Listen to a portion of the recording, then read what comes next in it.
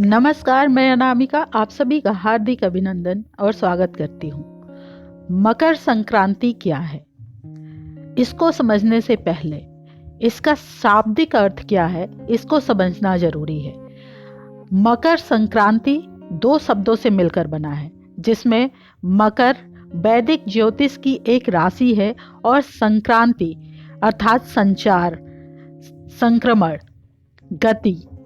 मकर राशि में भगवान सूर्य का संचार या संक्रमण कह लें या उनका प्रवेश कह लें, वो होता है आज के दिन, मकर संक्रांति के दिन, जो कि विशुद्ध खगोलीय घटना है। वैदिक ज्योतिष में सूर्य के उत्तरी गोलार्ध में प्रवेश का दिन भी इसे माना जाता है। आइए विस्तृत रूप से समझें कि मकर संक्रांति का क्या महत्व है।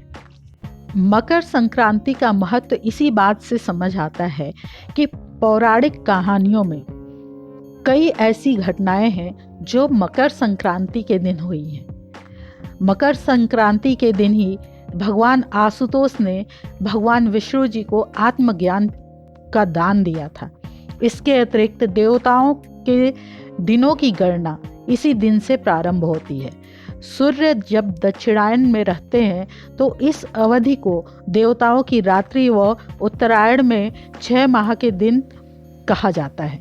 महाभारत की कथा के अनुसार भीष्म पितामह ने अपनी देह त्यागने के लिए मकर संक्रांति का दिन ही चुना था। कहा जाता है कि आज ही के दिन माँ गंगा भागीरथी के पीछे पीछे चलकर कपिल मुनि के आश्रम से होकर सागर में जा मिली थी।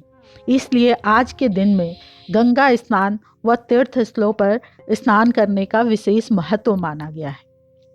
मकर संक्रांति हिंदू संस्कृति का एक प्रमुख पर्व है, जो जनवरी में 14 तारीख या 15 तारीख को मनाया जाता है। इस दिन तप, जप, ज्ञान, दान, स्नान, श्राद्ध, तर्पण आदि धार्मिक क्रियाकलापों का विशेष महत्व है। ऐसी धारणा है कि इस दिन किया गया दान 100 गुना बढ़कर पुनः प्राप्त होता है। मकर संक्रांति का पर्व न सिर्फ अलग अलग राज्यों में अलग अलग तरीके से मनाया जाता है, बल्कि नेपाल में भी इसे धूमधाम से मनाया जाता है। मकर संक्रांति को तमिलनाडु में पोंगल के रूप में मनाया जाता है। कर्नाटक, केरल और आंध्र प्रदेश में इसे केवल संक्रांति कहते हैं। इसी दिन से अलग अलग राज्यों में गंगा नदी के किनारे माघ मेला या गंगा स्नान का आयोजन किया जाता है। कुंभ के पहले स्नान की शुरुआत भी इसी दिन से होती है। ज्योतिष के अनुसार मकर संक्रांति के दिन सूर्य धनु राशि से मकर राशि में प्रवेश करते हैं। जब सूर्य देव अपने पुत्र शनि की राशि मकर में प्रवेश करते हैं तब उसे मकर संक्रांति कहा जाता है। जब सूर्य की गति उत्तरायण होती है तो कहा जाता है कि उस समय से सूर्य की किरणों से अमृत की बरसात होने लगती है। इस वर्ष इसे 15 जनवरी को मनाया जाएगा। मान्यता है कि इस दिन गंगा, यमुना, सरस्वती के संगम प्रयाग में सभी देवी देवता अपना स्वरूप बदलकर स्नान करने आते हैं। इसलिए इस अवसर पर गंगा स्नान व दान पुण्य का विशेष महत्व है। इस त्यौहार का निर्धारण सूर्य की गति के अनुसार होता है और सूर्य के धनु राशि से मकर राशि में प्रवेश करने के कारण यह पर्व मकर संक्रांति व देवदान पर्व के नाम से जाना जाता है।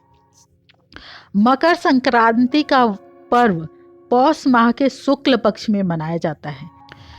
इस त्यौहार का संबंध केवल धार्मिक ही नहीं, बल्कि इसका संबंध ऋतु परिवर्तन से और कृषि से भी संबंधित है। इस दिन से दिन और रात दोनों बराबर होने लगते हैं। सूर्य को सभी ग्रहों का देवता माना जाता है। सूर्य सभी 12 राशियों को प्रभावित करते हैं, लेकिन कर्क व मकर राशियों में सूर्य का प्रवेश लाभदायक माना जाता है।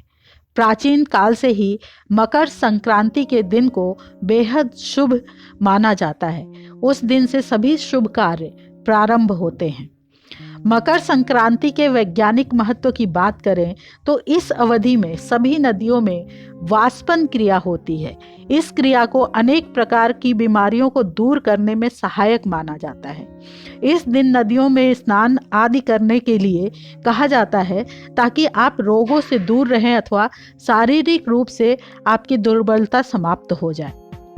इस मौसम में तिल और गुड़ खाना काफ़ी फायदेमंद होता है।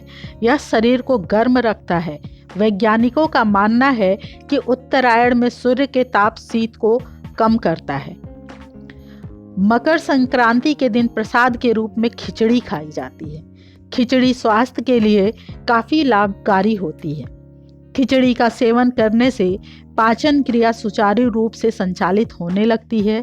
इसके साथ ही यदि खिचड़ी मटर और अदरक मिलाकर बनाएं तो शरीर के लिए काफ़ी फायदेमंद होती है। यह शरीर के अंदर रोग प्रतिरोधक क्षमता बढ़ाती है, साथ ही बैक्टीरिया से भी लड़ने में मदद करती है।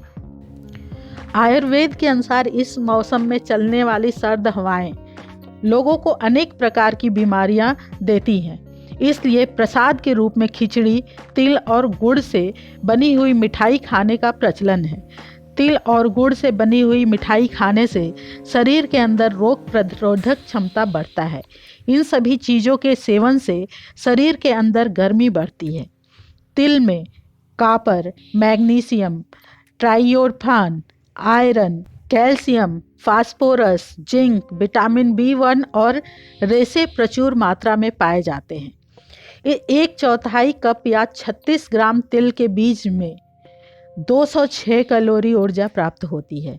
यह गठिया रोग के लिए अत्यंत लाभकारी है। इस प्रकार हमने देखा कि मकर संक्रांति का हमारे जीवन में कितना अच्छा प्रभाव है। ये सनातन के त्यौहार जो हमारे ऋषि मुनियों ने बनाए हैं वो बहुत ही सोच समझकर बनाए हैं, जो कि हमें शारीरिक, मानसिक, आध्यात्मिक हर तरीके से लाभ पहुंचाते हैं। अगर हम देखें तो शरीर भी स्वस्थ रखते हैं, मन भी स्वस्थ रखते हैं, साथ साथ अगर आध्यात्म में देखें तो इस दिन दान, तप, व्रत, पूजन हर चीज़ करने से हमारे को फायदा ही मिलता है। इसी के साथ मैं अपनी वाणी को विराम देती हूँ। जय सनातन, जय भारत। धर्मो रक्षति रक्षितः।